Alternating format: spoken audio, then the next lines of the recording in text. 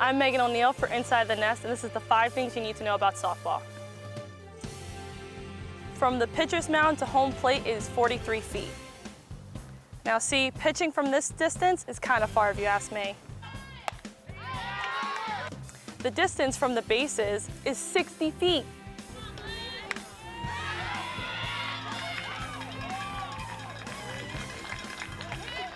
The distance from home plate to the center field fence, 220 feet!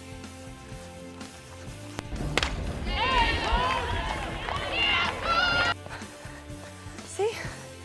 It's not that far. In softball, pitchers throw underhand, but everyone else on the field throw overhand.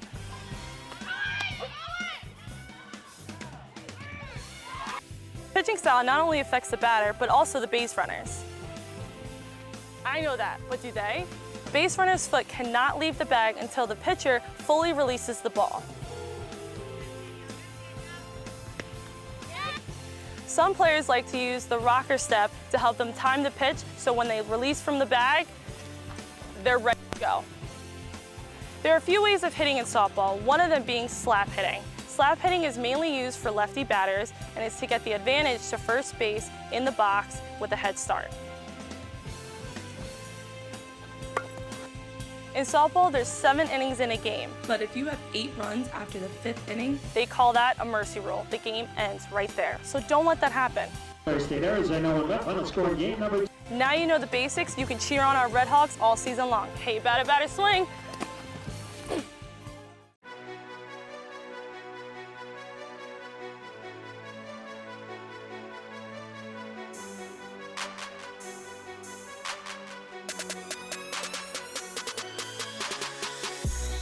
Hello and welcome back to another episode of Inside the Nest. I'm Matt Bruchet, joined alongside Vinny and Trona. We have an exciting one for you today. Yeah, Matt, a jam-packed show featuring baseball, softball, women's lacrosse, even some football. Football in the spring? I wonder what Coach Gene Cole has his players doing during these offseason months to get ready for the season. But first, the softball team continues their success on the field, playing 4 games this week and starting to see some NJAC opponents. The softball team continued their win streak this week against Stevens. In Game 1, the Red Hawks won 4-1 with big doubles from Kayla Cosentino and Amber Reed, while Ali Cavallaro struck out 10, improving her record to 9-3. They got the dub in Game 2, 3-0, with those RBIs coming from Cosentino and 2 from Sibilio, making that 6 wins in a row and 14 of 12. But that win streak was snapped on Saturday in Game 1 against Rutgers Newark. It was a 1-run loss, 4-3, with Scarlet Raiders pitcher Jackie Lara striking out 9. The Red Hawks bounced back in Game 2 with a 9-3 win. There were 15 hits in this game, 5 players with multiple. Alyssa Borzan played hero with a 2-run homer in the second to put the Red Hawks ahead. Kayla Vallant tossed the W, putting her at 8-1. The catcher has 18 RBIs and 28 hits, batting .373 so far this year, helping the team to 17-6 as of April 2nd. The baseball team looked to keep their 4-game win streak alive as the Sails came to Yogi Berra Stadium for a Wednesday afternoon matchup. In the first inning, the Bulldogs came out hot, scoring 4 runs, which ended with Joe Griega's RBI double to left field that scored Travis Kerr, making it 4-0 to Sails. 2 innings later, MSU chopping away at the lead. Andrew Owa hit a sacrifice fly which sent Jordan Jerkowitz cutting it to a 6-4 to Sails lead. Then, in the bottom of the 4th, first pitch to Cosentino, driven in the air, deep left field, and it's a home run. It hit the Jackal sign, and Cosentino delivers. Cosentino ties it at 8. Unfortunately for the Red Hawks, the Sails put up 4 runs over the course of 6th, 7th, 8th, and 9th inning, which was topped by Gavin Zaworski's left field double that scored and made the game 12-8, which was too much for the Red Hawks as they lost 12-10, falling to a 15-6 season. It's a tough one today. We dug ourselves a hole early, going down, I think it was 6-0. And then, a couple balls don't go our way, hit a couple balls hard, and they were in the right spots at the right time. It's baseball. In MSU's 12-10 loss to the Sails, both teams ended up with 11 hits. The Bulldogs ended with 2 errors, opposed from 1 error by the Red Hawks, but that did not stop them. First baseman Peter Cosentino ended the game with 2 runs, 1 home run, and 5 RBIs, dropping them to 15-6 on the season. They took 2 from NJAC opponents Rutgers Newark on the weekend series, now at 17-6. You know, Matt, although the Red Hawks lost, their offense is definitely something to keep an eye on all season long.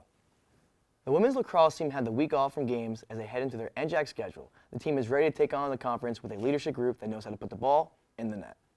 Of the 87 goals this season, 4 players have 71 of those. Seniors Tristan Conan with 22 and Caitlin Arcidi has 21, while graduate students Rhiannon Brown has 15 and Morgan Connon has 13. That leadership credits the entire squad with their success.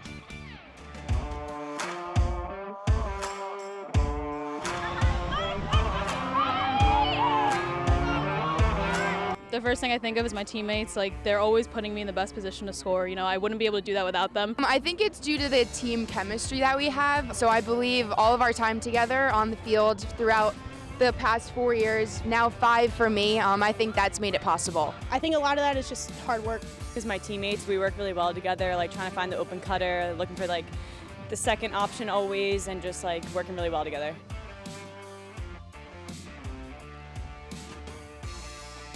I always look at Chelsea. I think definitely one of our freshmen, Chelsea Stack. I think Chelsea Stack. And Chelsea has been someone that came in, knew her role, found her niche in the team, and really has stepped up to the plate whenever we put her in. She's going to be one of the players next year that's really going to fill the hole of the people that are leaving.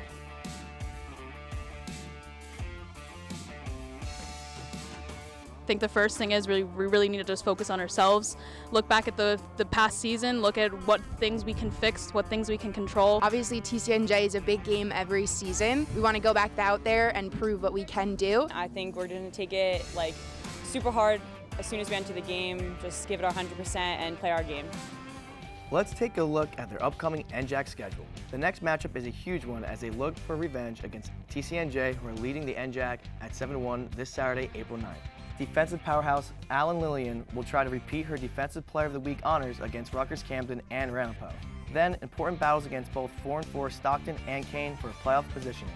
Finally, rounding out the season with Rowan. Rowan has the final game. That's sure going to be an exciting finish to the season. I'm sure looking forward to it. Speaking of looking forward, although it's just April, it's never too early to be thinking ahead to the fall where football will be kicking off. Let's take an inside look at what the offseason entails for one MSU athlete. Football is more than a game. It's a mindset. As a football player, you need to stay focused no matter what time of the year it is. And the work you put in the spring and the winter is just as important in the fall. Hi guys, my name is Chris Armstrong. I'm a sophomore here at Montclair State University. I play center for the Red Hawk football team. I'm an elementary education major, so day in the life would be I go to class from 9:45 to 12:30, try to get a quick bite to eat. Then I have a lift from 1 o'clock to 1:45, then a little downtime.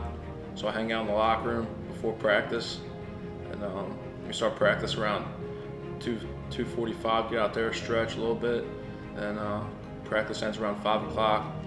So after practice, go home, get a quick bite to eat, shower, start doing some homework. And if I got nothing else to do, hang out with my roommates, play some Madden. Some Madden will be the show. Get to relax. In the off season, I go to class, work out probably for maximum hour and a half in a day. We'll try to get 5 lifts in a week. Also hit some cardio one of those days. Stay in shape. In the off season, I get to spend more time with my fraternity brothers. We do a lot of volunteer work and community service for the Military Heroes Campaign. I think from football, I learned how to be committed to, it's all about trusting the process. Like some days you have good days and bad days. Playing football, I've learned time management skills and with balancing my schoolwork, playing football, and being in the fraternity. I've also made great friendships on and off the field. I've learned many life lessons playing football. I've learned how to be responsible, trustworthy, and a team player. I've also learned some great leadership qualities. During the season, I would say it's a little more stressful because we have practice, games on the weekends. I'm always on the go. It's a grind, but this is the reason why I wake up every day. People think the off season is time to relax, but for me, it's time to improve myself and better myself for the fall. If you're worried about all the stresses about being a Division III athlete at school, all you need is time management skills. That's how you win. The fight to never quit. I know that sounds cliche, but that's the way. This is Chris Armstrong. Hope to see you in the stands. Keep pounding. Here's what to watch for this week. On April 5th, softball looks to rack up the W's when they travel to Kane University for a doubleheader. On April 6th, men's lacrosse heads to Scranton University, then to Keystone College later in the week. On April 7th, baseball comes off a pair of wins this weekend, taking on Ramapo College, then welcomes them home on the 8th. Track and field head down to Stockton University this weekend for the Osprey Open. It's a jam-packed day on the 9th as softball plays 2 at Ramapo College and Rowan comes to Yogi Berra to swing the bats at 2:30 and 5:30. Finally, women's lacrosse heads down to TCNJ for that NJAC Finals rematch at 3:30. Don't forget to follow us on Instagram, Twitter, and TikTok for your latest Red Hawk Sports Network news. It's a busy and fun time to be a fan of Montclair State Athletics. This week in track and field, we want to congratulate NJAC's 2021 Field Athlete of the Year, John Griffith, who beat the record for longest discus throw, a record that stood for 11 years with a toss of 49.83 meters to win the event at Ramapo.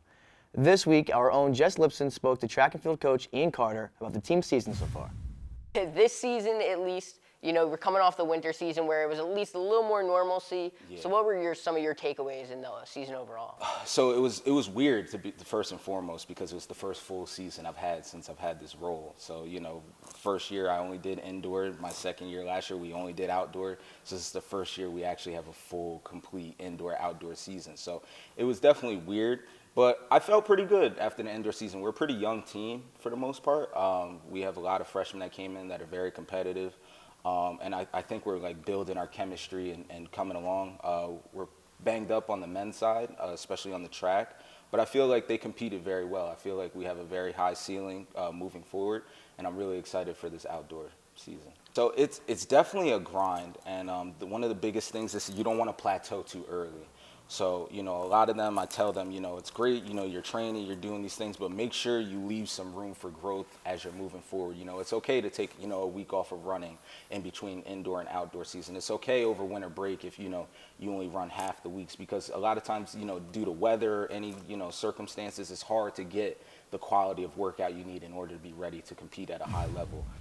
Coach Carter seems like he's got his team locked in mentally and physically. John Griffith beat the record by just under 1 meter. Track and field really is a game of inches, or should I say meters. And please make sure you check out our Talent Talk on our YouTube page, and that'll do it here on Inside the Nest. We'll see you next time.